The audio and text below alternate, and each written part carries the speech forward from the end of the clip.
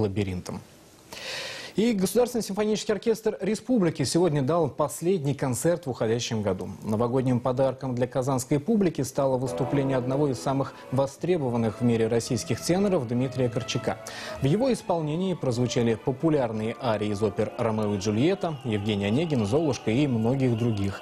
Дирижировал оркестром сегодня заслуженный артист России, народный артист Татарстана и Казахстана Ренат Салаватов. Он возглавлял оркестр в 80-е годы прошлого века и вот спустя 3 десятилетия вновь встал за дирижерский пульт. 30 лет спустя и вот Александр Витальевич Сласковский наконец пригласил за все эти годы. Так что я очень рад, очень. Вот, я постарел на 30 лет, оркестр помолодел на 30 лет. Знаете? Так что где-то, может быть, несколько, 2-3 ветерана я еще вижу в оркестре. А так абсолютно все молодые, все новые, все стильные, очень грамотные музыканты.